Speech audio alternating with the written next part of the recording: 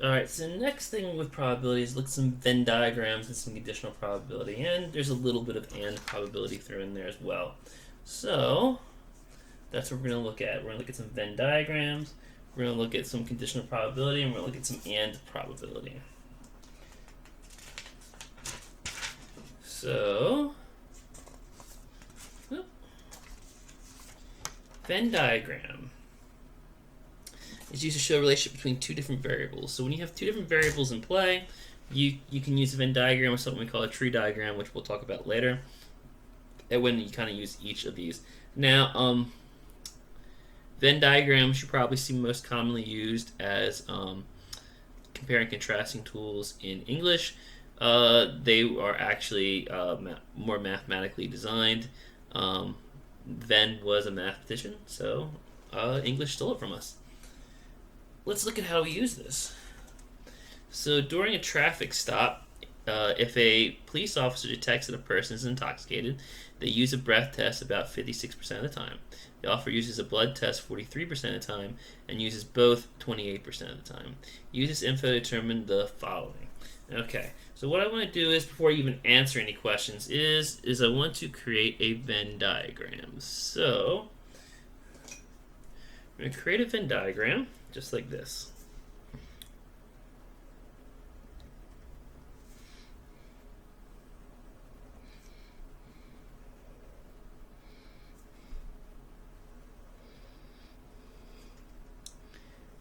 There's my there's the box part of it, and I need one circle, and then one circle.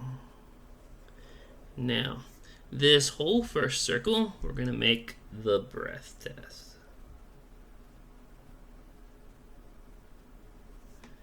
And this whole circle, we're going to make the blood test. Now, we've got three probabilities to consider here.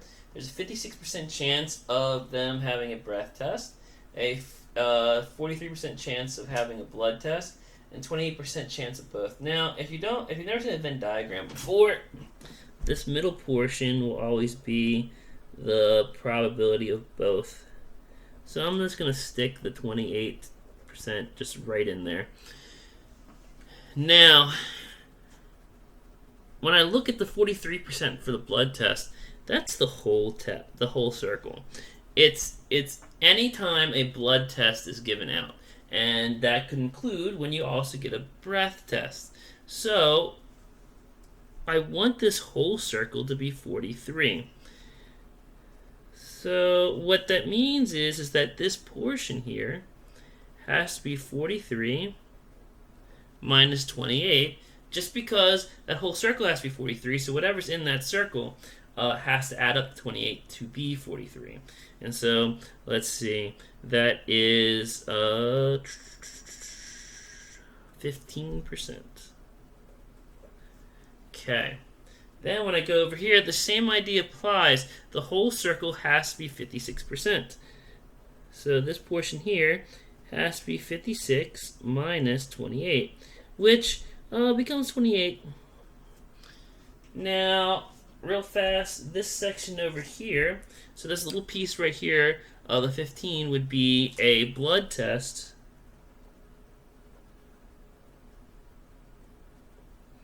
No breath test.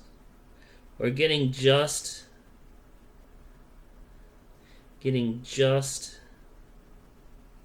a blood test. And over here, this section over here would be a breath test, no blood.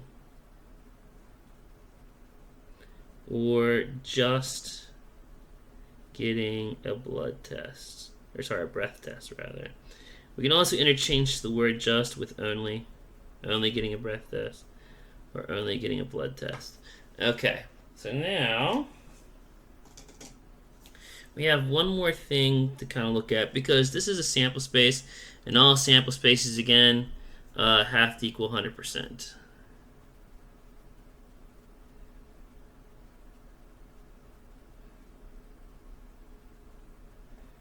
So if I do the quick math, 28 is 56, 56 and 15 is, let's see, 71. So then I want 100 minus 71. So this portion over here, it's going to be 100 minus everything on the inside, which is 71. And that would give me a resounding 29. So 29%. And what that represents is getting neither test. Okay, so now with that being said, I can use that to answer all my questions here. So, what is the probability that a person receives just a breath test when they are driving drunk? So, if I do that, that would be just this little piece up here, this 28% right here. So I put 28%. What is the probability that a person receives just a blood test when they are driving drunk? So that would be my 15%. What would be the probability that they did not receive either test? So that'd be on the outside, that'd be 29%. What is the probability of receiving either? So that's really an OR. And OR is just the addition of all three of the ones on the inside, which we've already done. That's 71%. And what is the probability of not receiving a blood test? So basically anything that's not being circled by the blood. So right there. So it's 28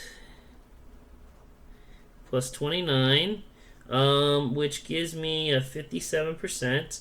Or you could just do 1 minus 43, or rather 100 minus 43 in this case. And that would also give it to you, because remember, not is 1 minus the probability of it happening. And 6, what's the probability of not receiving a breath test? So that would be everything outside of this breath circle. So that would be 29 plus 15, which would give me 44%. And that's my probabilities. Let's take a look at a few more.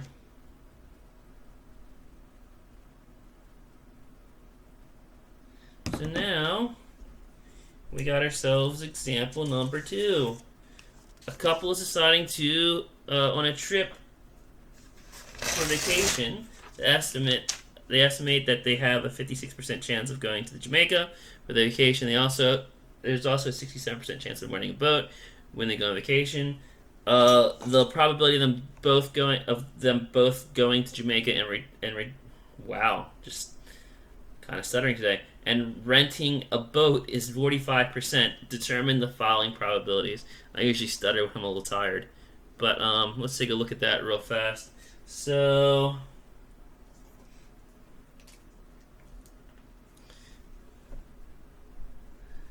if I do a quick look at that, we have our two variables of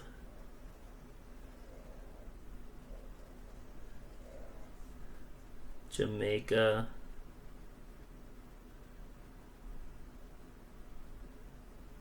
and boats. Okay, so the probability of doing both again would be 45%. I want this whole circle to be 67, so it would be 67 minus 45, so that would be 22%. I want this whole circle to be 56 minus 45, or sorry, I want this whole big circle to be 56%, so this would be 56 minus 45, which would give me 11%. And then to get the outside, I would add all three of these up, so 33 and 78, so 100 minus 78 would be 22. Okay, so what is the probability of only going to Jamaica? That would be 11%. What is the probability of just renting the boat? That would be 22%. What is the probability of not going to Jamaica? That would be 22 plus 22, which would be 44%. What is the probability of not renting a boat? That would be 11 plus 22, which would be 33%. Oh, they're all multiples of 11. That's pretty cool. 5. What is the probability of going to Jamaica or renting a boat? be 11 plus 45 plus 22, and let's see. So 33, wait a minute, I've already done this one before. That would just be 78%. That's the only one that's not a multiple of 11. Maybe not the only one. What's probably them doing something else? 22%. It is the only one that's not multiple of 11. Oh, and let me go ahead and put that back in frame. There you go. All right, and so that's example number 2. Now, example number 3, we're going to get just a little bit different here, just because you're not always going to see the exact same situation. Let me go ahead and move that. So, example number 3, in a certain neighborhood, the probability that someone has a BMW is 42%. And the probability that a person has an Aston Martin is 52%. The probability that a person will have an Aston Martin or BMW is 69%. What is the probability of the following? Now, this one's a little bit different because we're given a few different things here. We're given, if we call A to be BMW, if we call B to be an Aston Martin, I'm going to abbreviate that. So what we get here is the probability of A is 42%. The probability of B is going to be 52%. And the probability of A or B is equal to 69%. So what we don't have here is the components we need to make a Venn diagram, because in order to make a Venn diagram, at least in this case, we're going to need a middle. So we call this BMW. We call this Aston Martin. What we know is that this whole circle has to be 42. This whole circle has to be 52. And we know all three of these sections added together have to be 69. But that doesn't help us, except it kind of does. Because we have this formula up here that we can use, and this is a formula I discussed in the last section. What I can do is say A or B. So I'll just write out this thing real fast again. Probability of A or B equals the probability of A plus the probability of B minus the probability of A and B. Okay, so now I need to find A and B to get this middle portion. This is A and B right here. So I'm going to put in 69% here, 42% here, 52% here, and just because I want to throw some nice algebra in there, because everyone always says you're not going to use algebra, throw an x in there and we'll solve the equation. So 69 equals 94 minus x. Subtract 94. So let's see. 94 minus 69 is 25, I do believe. I'll double check that. I don't know why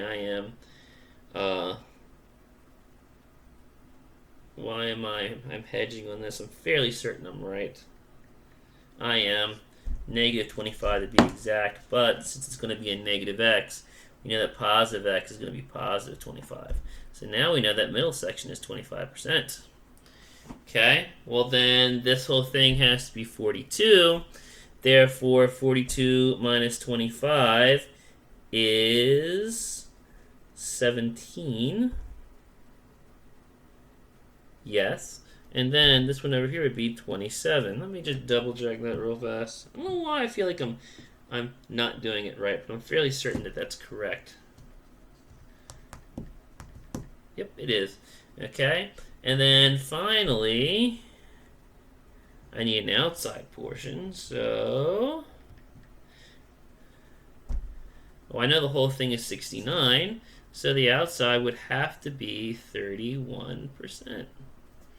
Okay, so now that I got that all settled, what is the probability of having an Aston Martin and a BMW? Well, it's 25%. What is the probability of just having an Aston Martin? That's over here, it's 27%. What's the probability of having just a BMW? That's 17%. What's the probability of not having not having an Aston Martin? So that would be 17 plus 31. That would give me 48%. Not having a BMW, so 27 plus 31, which would give me 58%. And not having either car, 31%. Okay, last one in this vein real fast, and we're going to talk about some conditional probability. So, let me just go ahead and pull that away. So you really have to be careful with the wording of some of these sometimes.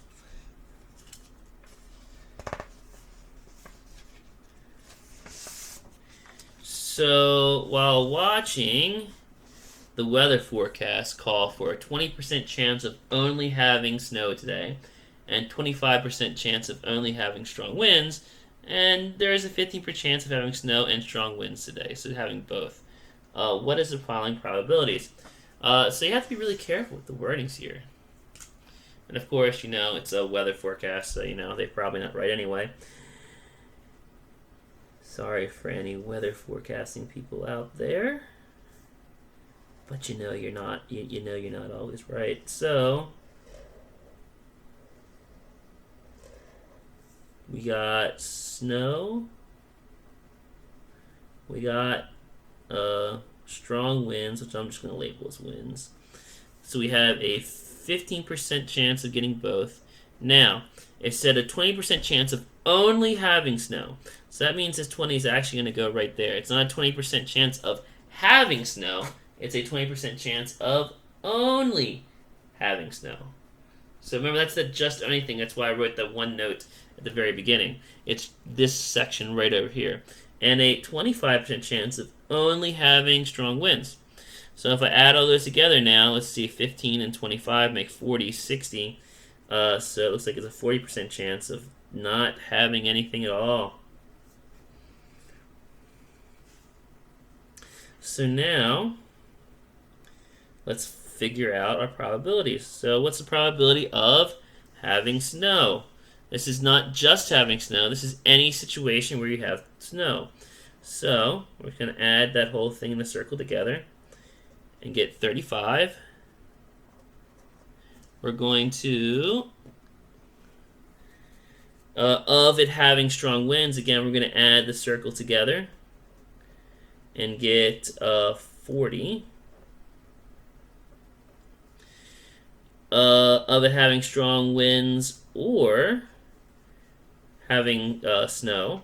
So that would be all of them in there together. So 20 plus 15 plus 25, which gives me 60. Of it not snowing, so 25 and 40, makes it 65%. I really shouldn't rag on the weather people, because technically they do tell it true. People just see like a 35% chance of it snowing, and they're like, oh, well, it's going to snow, and don't realize that means there's a 65% chance that it won't.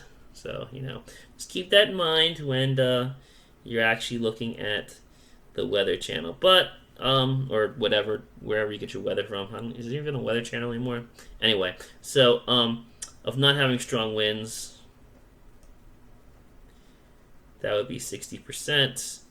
And then of not doing both would be 40%.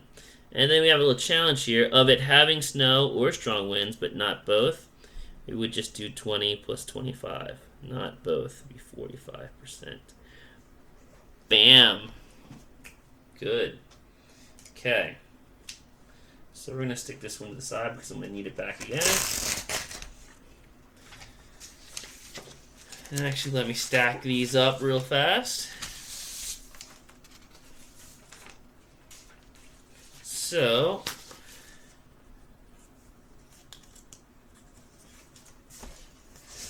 conditional probability. Conditional probability is a probability This probability is always based on some kind of condition that you determine. The keywords here are given if and when, and it's very important to locate those keywords. So it's always going to be based on something. And this is the one that's always going to be a fraction. It's going to be divisible by something. So that formula is B given A equals probability of A and B divided by the probability of A. For a Venn diagram, this isn't too hard. It gets a little bit harder when we start talking about tree diagrams, but we're not going to talk about that in this video. Okay, so let's go back to our original one. That's why I had to keep these over here. So there's my information for this. During a traffic stop, I'm not going to read the whole situation back over again because I read it once already. But let's talk about these given. So what is the probability that given a person has a blood test, they also get a breath test? So given here, and you can barely see that. Let's see if I can't get something a little bit better here. My yellow might finally come into play here. You can kind of see that. But given is the key word here. And so what happens is right afterwards, you get your actual condition. Let's try the black. It might be better if I have a darker color. It's actually even better. So the condition in this case is a blood test. So basically, remember that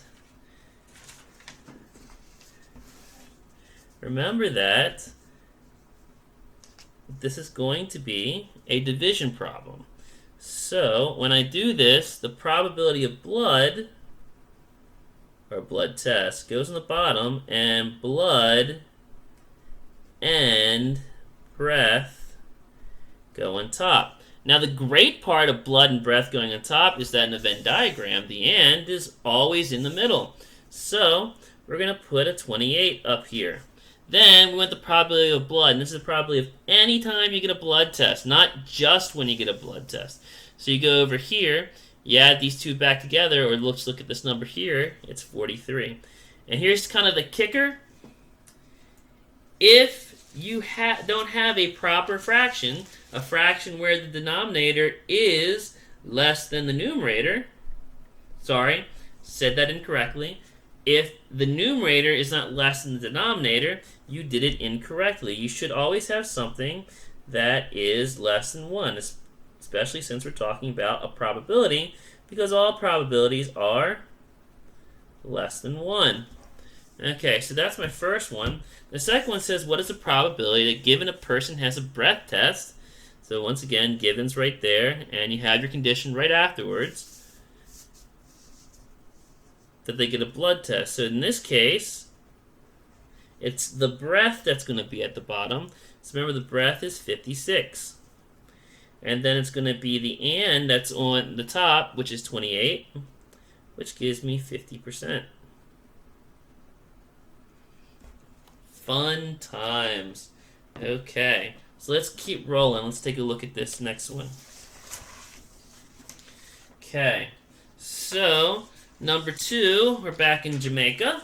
What is the probability that the couple will go to Jamaica when they are renting a boat? So you got to be careful because when is the key word there. So right afterwards is the condition. So we want the probability on the bottom of being on a boat.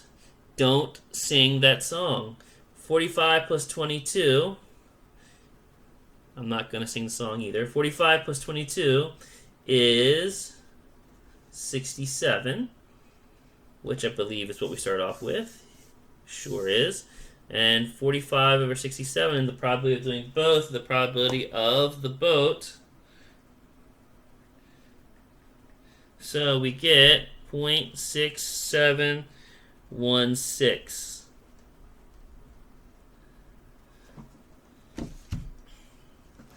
Okay, but it's probably that if the couple, so if is the key word, if the couple will go to Jamaica, they will rent a boat.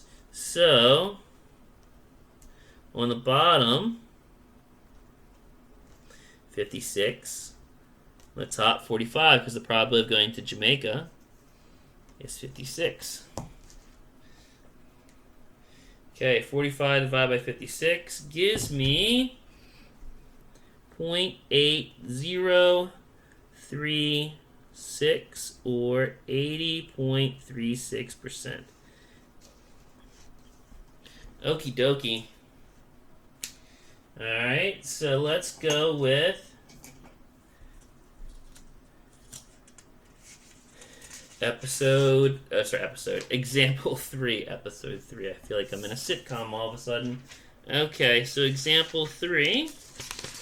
What is the probability that a person has an Aston Martin when they have a BMW? Again, when is the key word here? So the conditional is the BMW. So we want BMW on the bottom and then both on the top.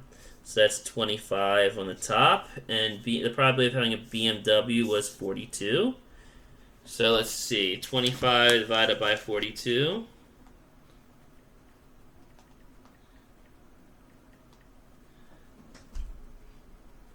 .5952 or 59.52%. Okay. And then what's probably that a person has a BMW if they have an Aston Martin? If would be the key word there. So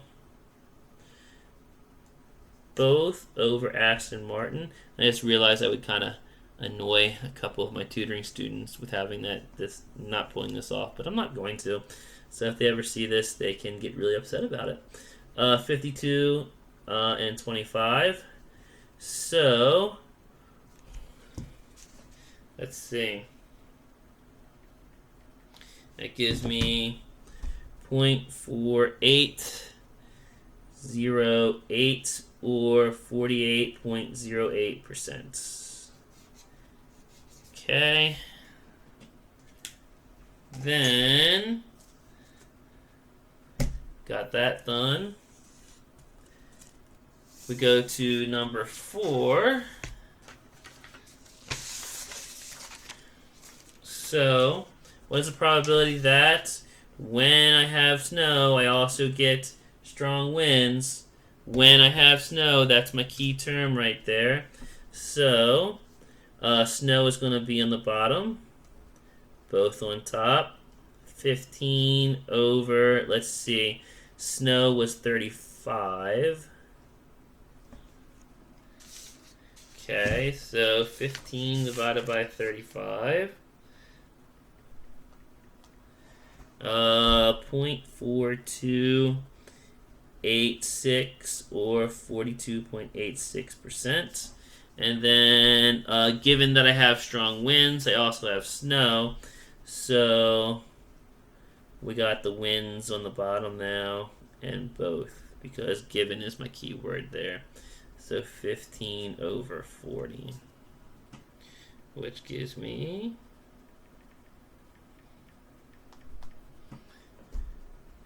0.375 or 37.5%. Okay.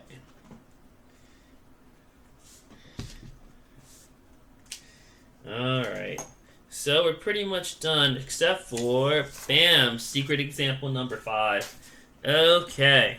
Which I guess really isn't that much of a secret.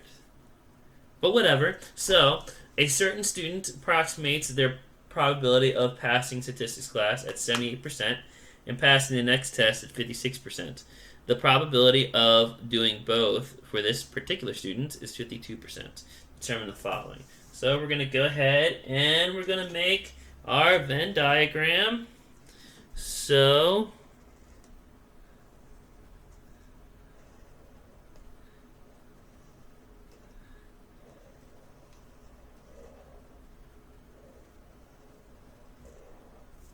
we have tests and we have class.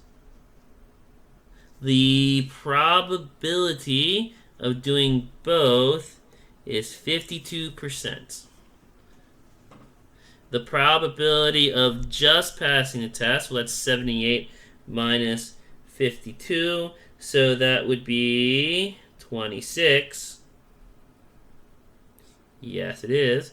And then the probability of passing... Oh, wait a minute. That's the probability of passing the class. That should be over here. Passing the next test would be 4%. Okay. Well, just passing the next test would be 4%. Then, to add all that up, we would get 82, which would give me a resounding 18. Okay, so, just doing the math again quickly in my head. Okay, so, what is the probability of passing just the class? Well, that's 26%. What is the probability of passing just the test? 4%. Let's move this over here. What is the probability that given you pass the class, or passing the test given they pass the class? So the given is the key word, so the condition is passing the class, and you have a 56% chance of passing the class with a 52% chance of doing both. Wait a minute, nope, that's incorrect again. 78% chance, let's just cross this all out. 52 over 78 rather. So 78% chance of doing both, 52% chance of, 78% chance of passing the class, 52% chance of doing both. Ah, so tongue-tied. So 52 divided by 78 is... Really? I don't think it is that. Okay, you're the boss calculator. 6667 or 66.67%. Okay, for the probability of not passing the test or the class is 18%. That's pretty good. What a nice low percentage on that one. Passing the class when they pass the test, so test would be the condition. In this case, it would be 56%. Let me double check that. Yep, next test is 56%. So 52 divided by 56% gives me 0.9286. That's a good percentage, I think. Okay. 6. Passing the class or passing the test. So that would be the addition of all three of these in here, which gives me 82%. Not passing the test would be the 18 and the 26. So that would give me 44%. And not passing the class would give me... Just double checking this real fast. Okay, yeah, it works. So 22%. That's not bad. I like those odds. There you go. Alright, so one last thing. What happens when you have an n probability? Well, before we do that, let's talk about independence. Two probabilities are independent if they have no influence on each other. They don't change based on one another. So it's a really hard thing to note. You have to be careful because it's not the same thing as the disjoint that we were talking about. Disjoint means they have nothing in common. Independence means they have no influence on each other. It's actually impossible for two things to be both unless one is has 0% probability. Example of an independent probability, the probability that I drive to work in the morning versus the probability that my neighbor drives to work in the morning. There's literally no influence on whether or not my neighbor will drive to work regarding when I drive to work. Example of dependent probabilities, the probability that I buy a new big screen TV versus the probability that I get a Christmas bonus. I'm less likely to buy a new big screen TV if I don't get my bonus. So that's the difference between independent and dependent. Dependent would have some influence on one. Independent would not have any influence on either one. So let's take a look at this real fast. In a Venn diagram, the and probability is easy to find. It's always in the intersection in the middle. So this is all about the and probability. Outside of Venn diagram, the probability is probability of A and B is equal to the probability of A times probability of B given A. If two probabilities are independent of each other, the probability of B and A is equal to the probability of A times the probability of B. Okay? Well, they're not going to be independent of each other in this one. Suppose that there's a jar of 30 marbles, and the rest, 3 are green, the rest are blue. In order to win the game involving these marbles, you keep pulling out the marble until you get one of the green. Wow, let me reread that again. In order to win the game involving these marbles, you keep pulling out a marble until you get one of the green, and the marbles are not replaced. If you do not pull one out on the 5th attempt, you lose. What is the probability? The following. Getting a green on the first try. Well, actually, what we're going to do is winning on the first try. So what is the probability of winning on the first try? So the probability of winning on the first try is getting a green on the first try. So that's 3 out of 30. 2. What is the probability of winning on the second try? So winning on the second try assumes that you did not get a green on the first try. So to not get a green on the first try, I would end up having 27 over 30 times, and then when I go to win on the second try, I would have to get a green. Well, there's still 3 greens in there, so that 3 part is still solid, but there's not 30 marbles anymore because you took one out and you're not replacing it. So it'd be 3 over 29, which when we multiply that, because that's what we do, we multiply, 27 times 3 is 81 over 30 times 29, which is 870. And we'll break those down in a couple of seconds. Let me just get a couple of these out. 3, what is the probability of winning on the third try? Well, you've got the same kind of situation. You basically don't get a green the first 2 times. So the first time I get a blue, which is 27 over 30. The second time I get a blue, which is 26, because we're losing 1 blue, and we're losing 1 total, 26 over 29. And then I get a green. I have 3 greens still left over, but 28 marbles total. And so let's see.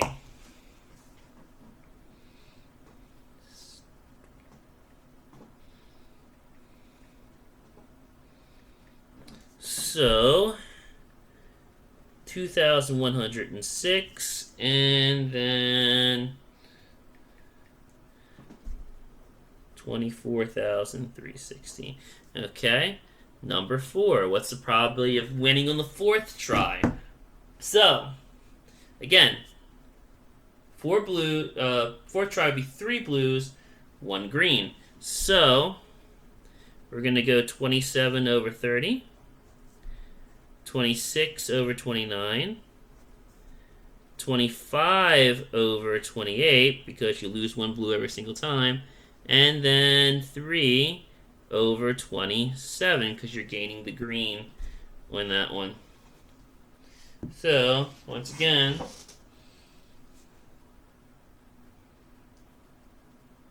(27) times 26 times 25 times 3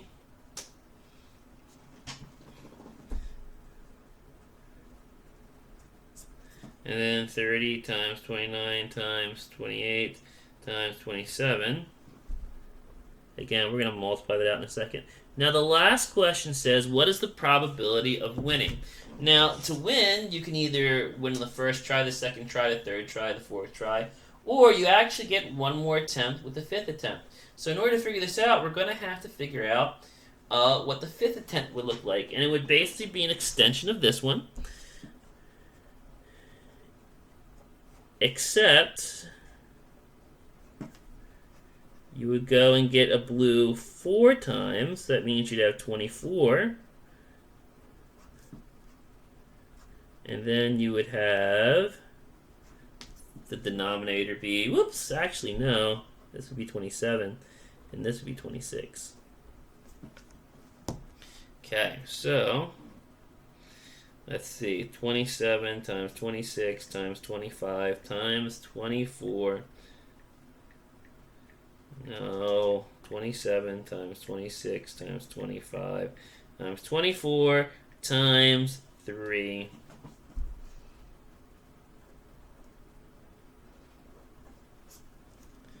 30 times 29 times 28 times 27 times 26. Alright, so now what we would have to do is then, since it's the combination of all three of these, we would add them all together. Now, I'm not going to try to find all of these common denominators and try to add them all together like that. And honestly, if I did do that, it would be fairly meaningless to you anyway. So I'm just going to write these down, and then what I'm going to do is I'm going to actually physically divide these out.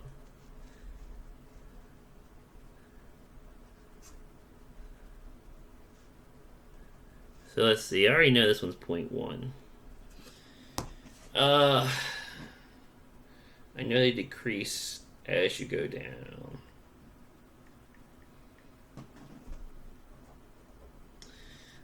So, got that.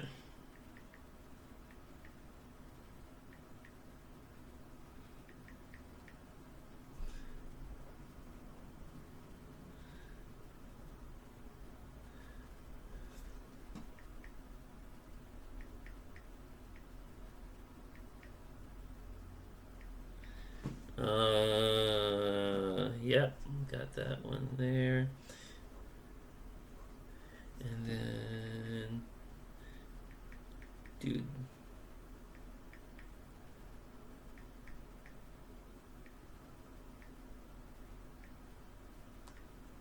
Be the 0 there. Okay, so 0.0739, and then we're going to add all those together. So 0.1 plus 0.0931 plus 0.0865 plus 0.08 plus 0.0739.